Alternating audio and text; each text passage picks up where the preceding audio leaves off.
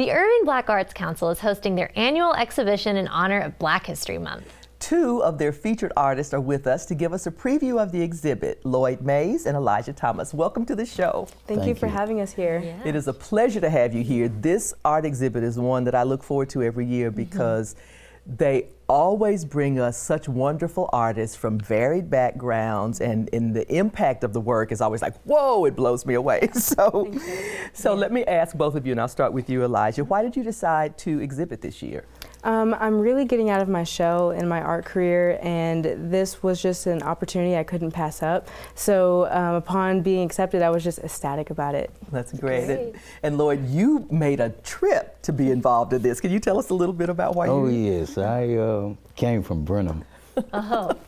Best little town in Texas for living, retiring, and just spending the weekend. Yeah. But anyway, I came because I partly wanted to fulfill a promise that I gave to my mother, that when Martin Luther King got killed, I was very young, but she came and she was crying and she shook me and she said, "You better do something."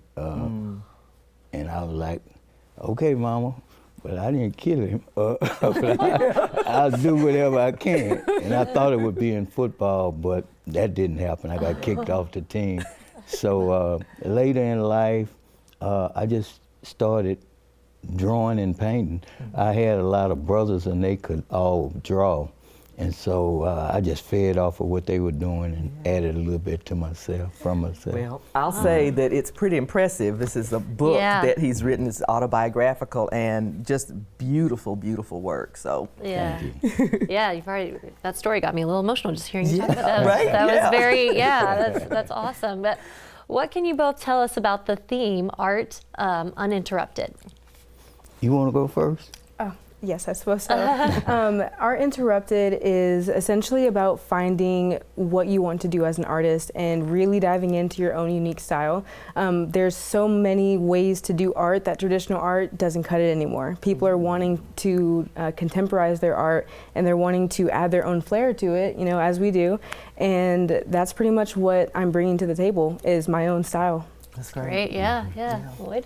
Well, I was able to finally feel free. Because a lot of times you just conform to what society wants you to do. And this way is like, I don't care, I love what I'm doing, and so I just keep doing it.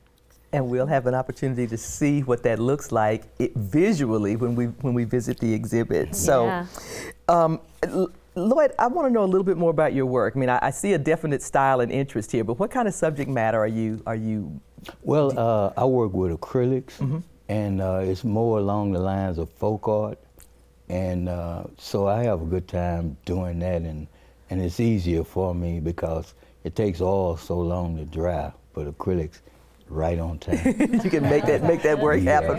What about you, Elijah? I do both. I primarily study with acrylics. I love the color pop that they have to them.